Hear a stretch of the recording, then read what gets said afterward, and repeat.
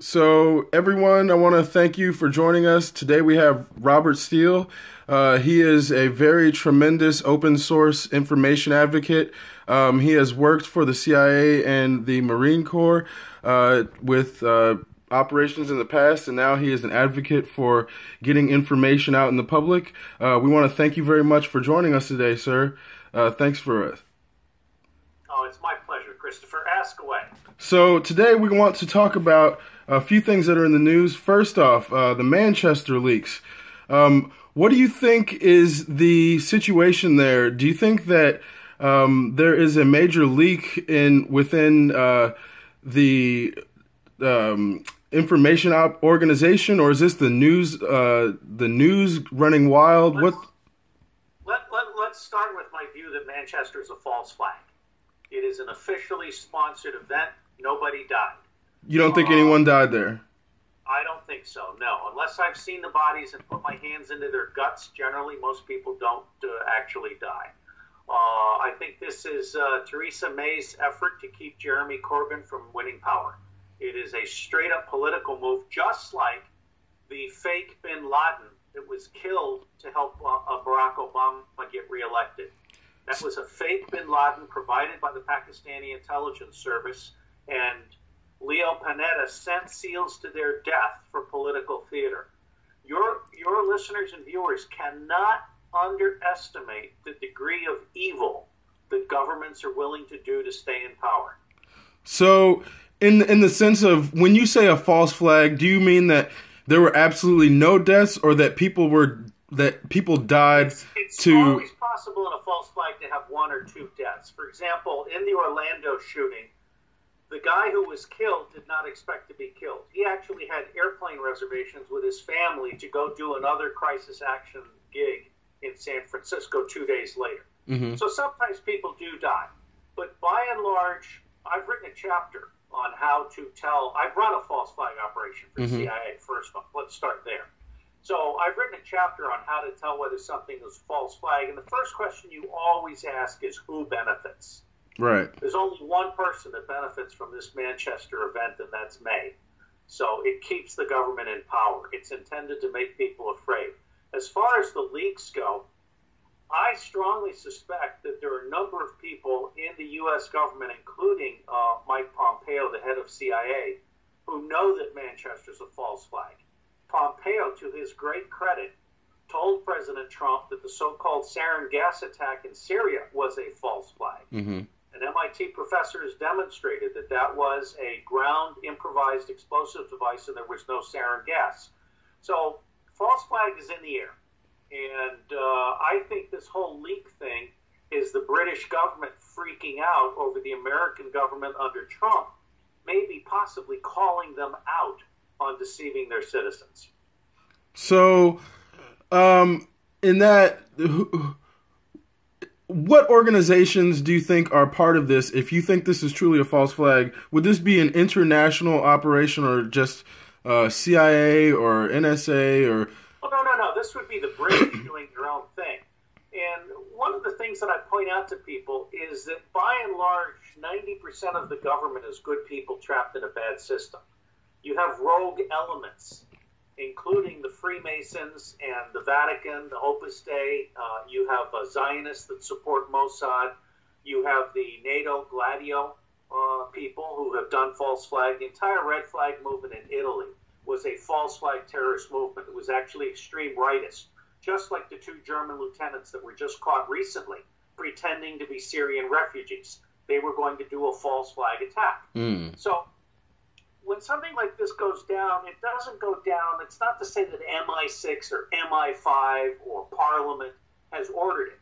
It's actually individual rogues within those organizations that then use the larger capabilities of the organization with everyone else being unwitting. I mean, probably a really good false flag can be done by 12 people.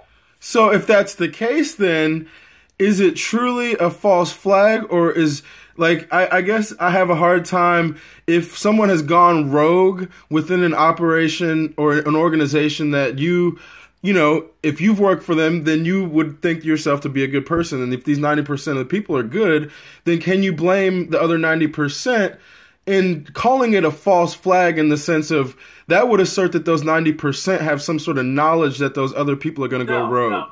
A false flag is intended to deceive the public at large and the 90%. See, I think this distinction will get a lot more people to understand. It's done by a very tiny, small number of people. For example, the Boston bombing, probably no more than 50 people really knew that it was a false flag operation. Gotcha. All the cops sweeping through houses looking for terrorists, they didn't know it was a false flag. They were believing what they were told. And I would point out to your listeners and viewers that the FBI is constantly manufacturing terrorists in the United States. There's an excellent book called The Terror Factory, and it talks about how the FBI pays informants who then recruit people to be terrorists. Yes. The one that really stands out in my mind is the retarded Muslim kid that was living with his mother. Uh-huh. And the FBI gave him $3,000 to move out on his mother, get an apartment, and create a terrorist cell. Yes. And then they arrested him. Yes. No. How stupid do you have to be to engage in stuff like that? It's a budget building exercise. We've lost all of our integrity.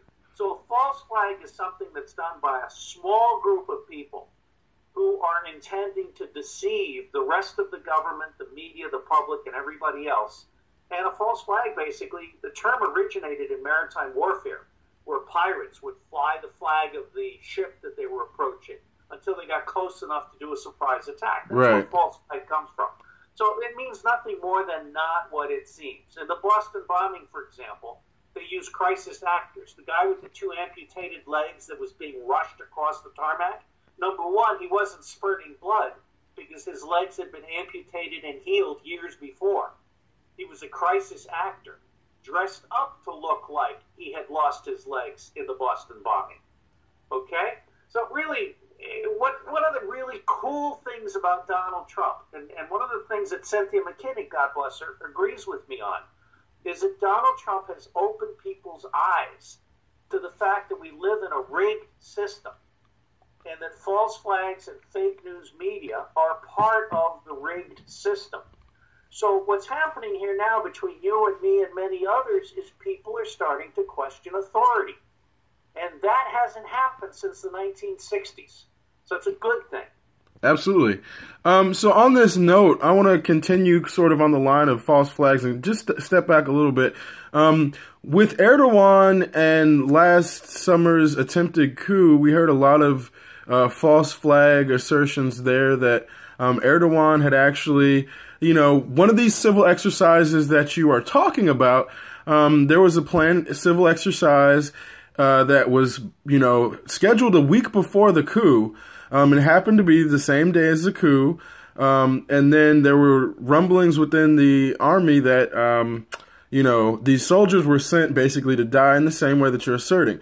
Now that we have Erdogan over here on United States soil, and his thugs are basically stifling freedom on United States soil, do you think that there's any... What, you mean as opposed to George Soros? Well, I mean, yeah. Look, first off, it really does look and smell like a false flag. It looks like Erdogan planned that for a long time, and he basically manufactured a coup on himself in order to take these people out. But I don't have any direct knowledge, nor do I care.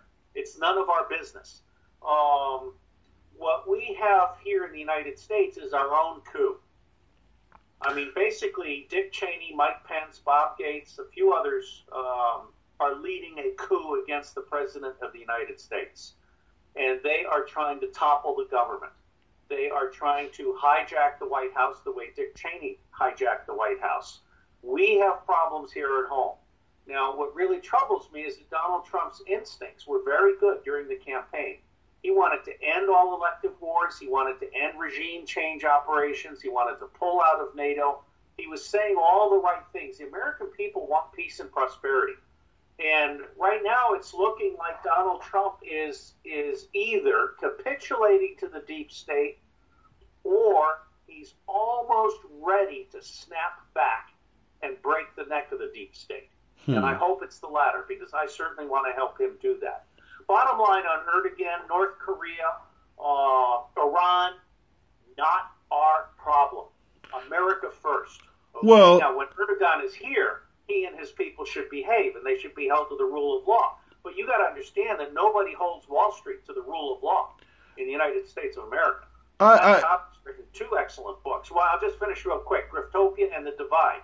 We don't have the rule of law here in the United States of America. Wall Street is completely immune to legal justice in this country.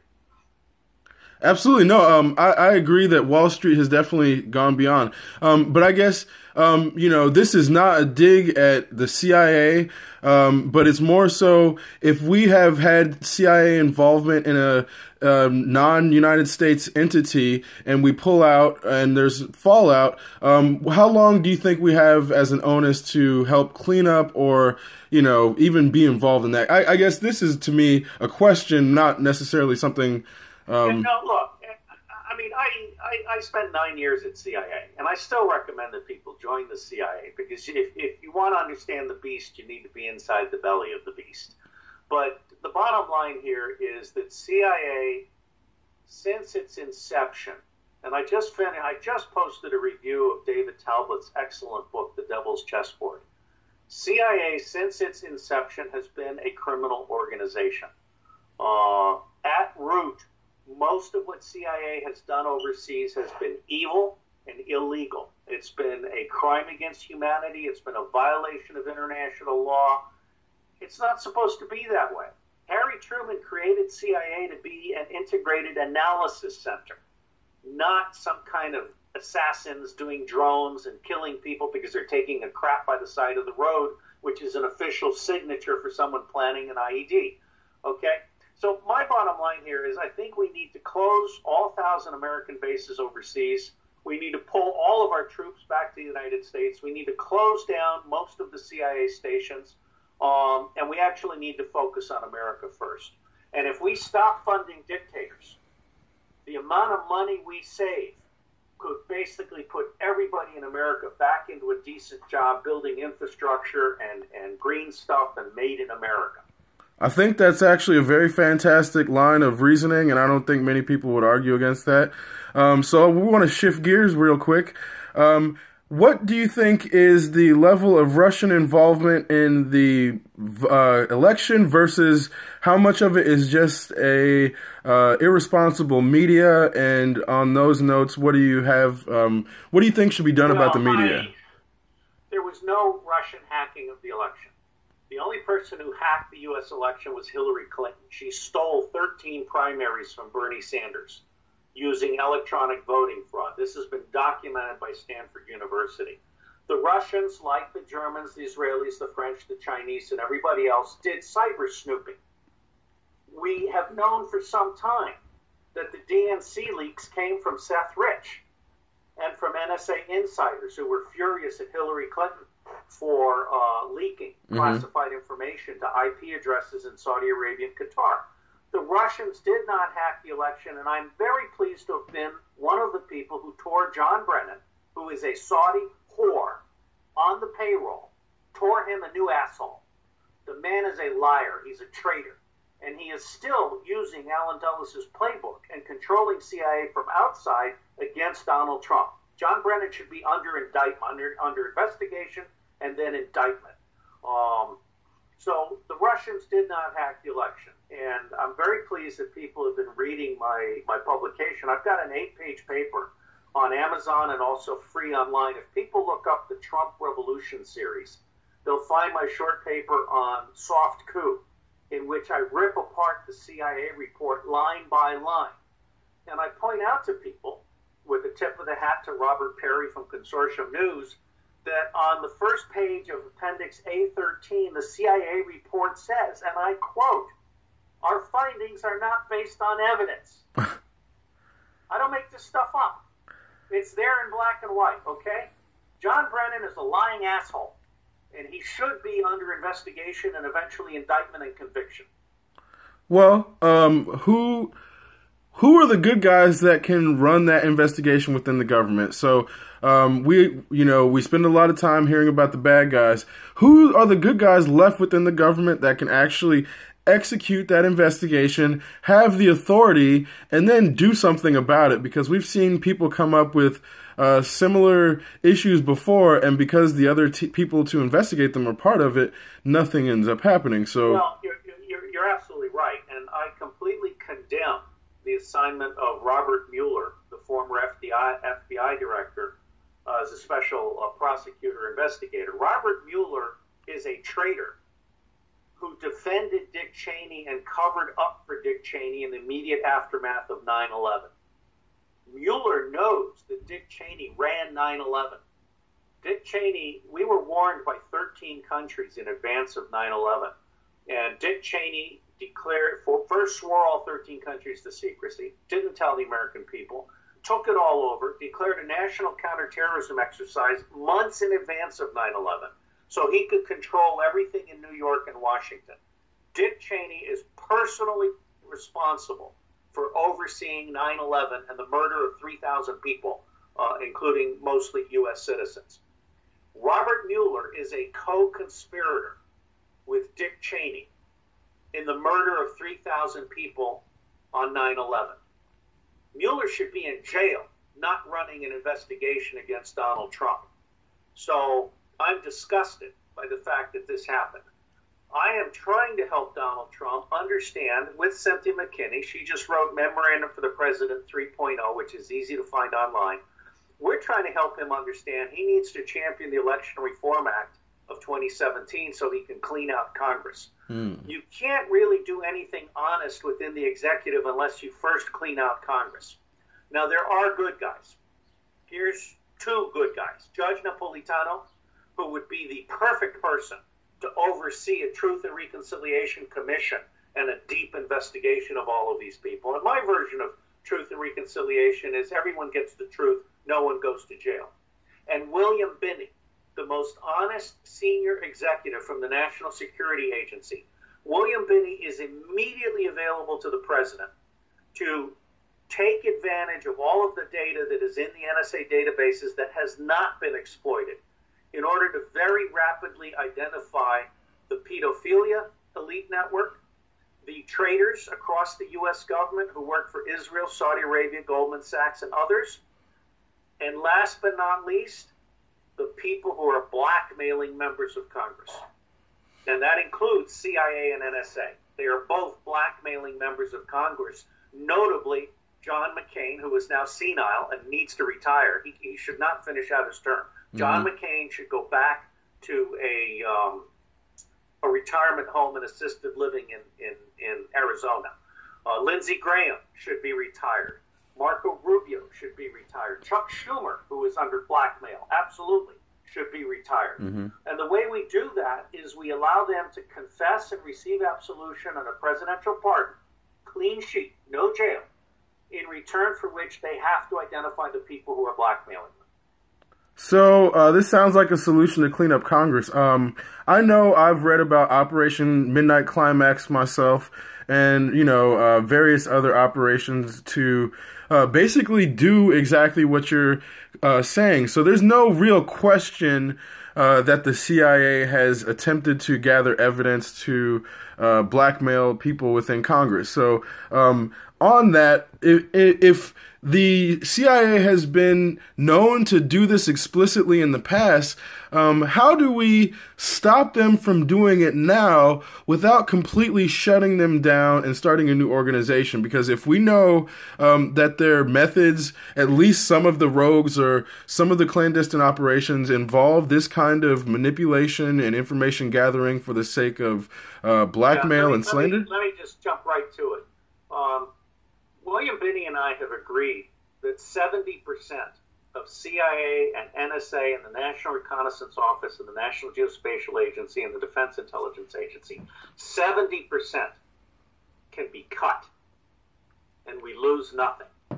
Right now, that 70% is just burning money, okay? It doesn't produce anything. General Tony Zinni is on record when he was commanding general of the Central Command. He said that the $70 billion a year that we spend on the secret intelligence community was giving him 4% of what he needed to know. Whereas others with open source intelligence were producing 40% of what the Special Operations Command needed for only $5 million. So But let me tell you with absolute assurance, if the president were to create an open source agency, which is what I've been championing for 30 years, what CIA has been fighting for 30 years, not only would the open source agency meet 90% of the president's intelligence or decision support needs at a very, very low cost, all of this stuff could also be shared with Congress, the press, and the public. And with an open source agency, you can easily, absolutely shut down 70% of the secret intelligence world, starting with NSA's mass surveillance against the public and CIA's drone assassinations that are creating tens of thousands of terrorists worldwide. So I know you have not much time left. My last question: if you were in a position to affect U.S. policy, and we're going to focus on the United States, and you have freedom, and not necessarily in the sense of being a monarch, but you have the freedom to push initiatives, and you're trying to build a future America, and you have a vision for 30 years from now, what do you do in the next 4 years to reshape America? What a great question. Let me start by saying I support Donald Trump because Donald Trump is a legitimately elected president, and that is a very special place of power. So nothing I want to do would undermine the Trump presidency. I certainly would want to fire or force Mike Pence to resign. He is at a minimum a pedophilia enabler and cover-upper, if not a pedophile himself. Mike Pence has got to go. Reince Priebus has got to go. General McMaster, Herbert McMaster, has got to go. The man is a traitor. He conspired with McCain and Brennan to do the false flag, to get Saudi Arabia and Israel to pay the white helmets, to do the false flag in Syria, because McMaster is trying to lie our president into putting ground troops in Syria. All very bad stuff. But let me cut to the chase.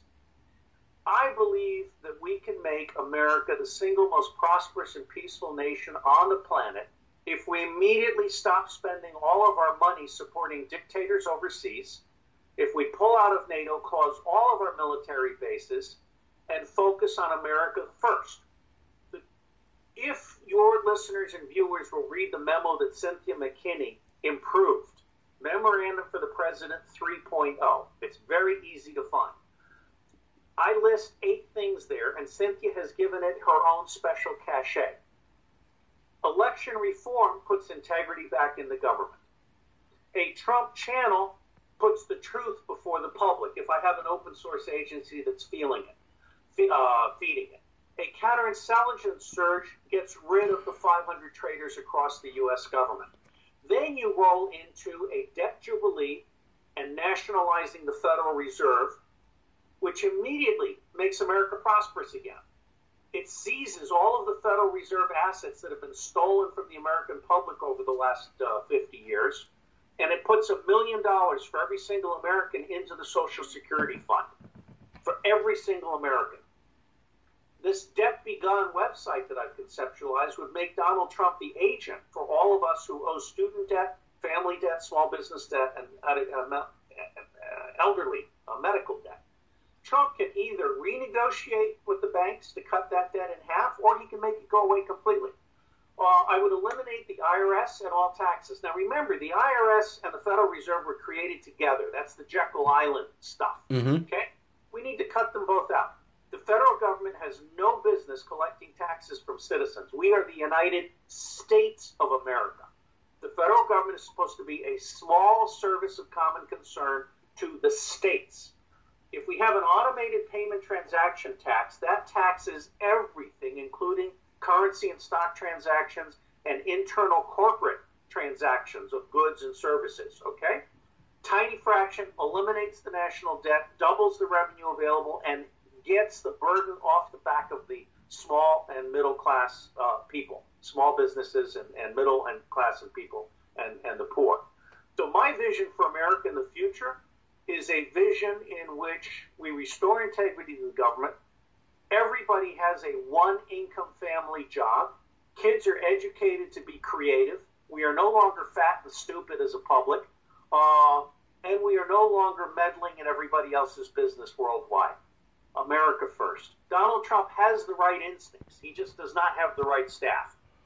You know, when you put it like that, that sounds like a pretty reasonable approach. And, you know, I hope that you can help people understand what you're trying to explain as far as when you say America first, it doesn't mean that the rest of the world should starve. It means that we need to get our stuff straight in our own yard. And that's like, well, let me go on from there, because one of the reasons I was nominated for the Nobel Peace Prize was because of my vision for open source everything engineering. We can move beyond the Western paradigm, and we can lift up the 5 billion poor with open source everything engineering. What this means is you can give them our quality of life in 10 years at 10% of the cost. Let me use the John Deere tractor example. A John Deere tractor costs $200,000 and cannot be repaired by the farmer in the field. It's got all these secret software things in it. It has to be pulled back and in a very expensive way taken to the shop. An open source tractor that does exactly the same things costs $20,000 and can be repaired by the farmer in the field. So $200,000, $20,000. So when I say America first, I mean returning to a focus on all of us united. I mean, I was enthusiastic about Ross Perot's United We Stand. And I also want to make an important point. Cynthia McKinney made possible a meeting between myself and Judge Napolitano and some other alt-right leaders and some black leaders in New York City when I was there. And the whole value proposition here is that the alt-right and the alt-left need to come together with people of color, Latinos, small parties, independents, and we need to bury the two-party tyranny.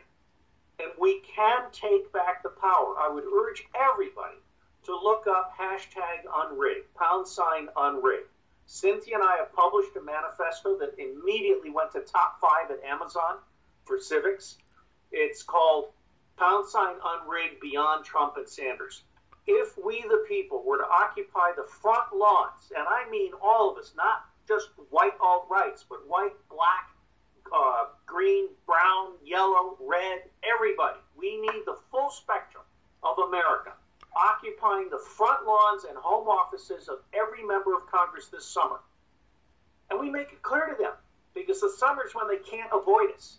We make it clear to them that they will either sign the Integrity Pledge and pass the Election Reform Act in September, or we're going to turn them into a large pile of pus.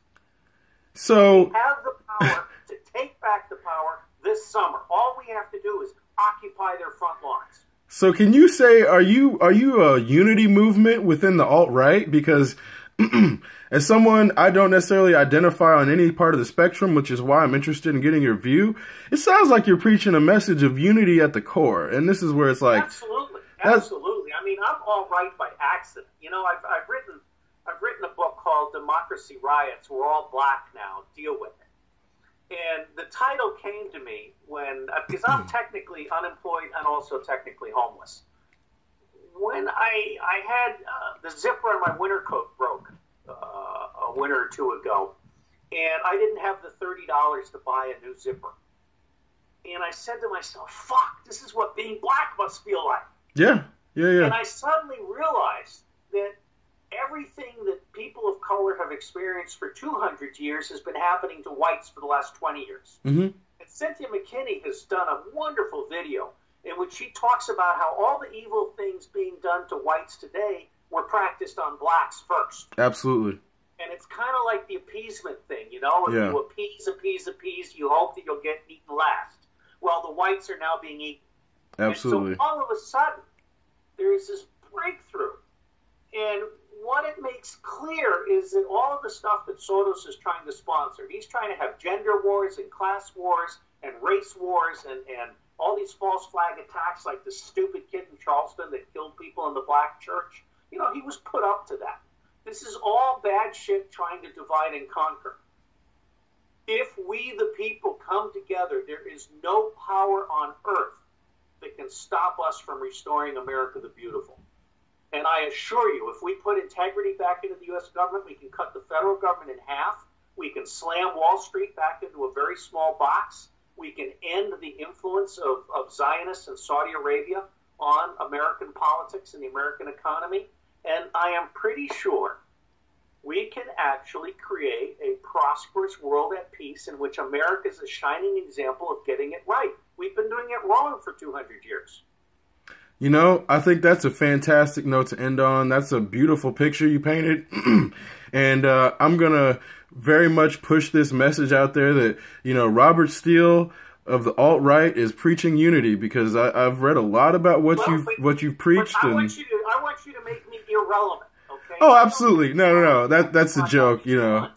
What I would like to do, in fact, I was having a conversation with Cynthia. We're thinking about a tour of black churches across America. That would be fantastic. I can tell you that would be amazing. I'll tell you what needs to happen. The people of color need to reach out to the alt-right and say, take our hand. And then the alt-right needs to work with the people of color to bring in the libertarians and Greens. And then they all need to go together to the alt-left and say, look, aren't you tired of Sheepdog 2.0? Because Bernie Sanders is a sheepdog. He is never going to bite the hand of the Democratic Party that has protected him all these years. The People's Party is Sheepdog 2.0. So the first big leap is people of color and alt-right coming together. And then that unity brings in the libertarians and the Greens and the Constitution Party, and then independents. And that unity goes to the alt-right and says, you want a party? We're here. This is fantastic. I want to thank you again for coming on our show. I want to thank you for being open and honest with your message and, not shying away from any of the questions, because I definitely didn't throw you any softballs. So once again, we thank you at Build Liberty. Thank you, sir. Well, God bless you, Christopher. God bless Donald Trump, and God bless America, because there's nothing wrong with this country we can't fix if we come together.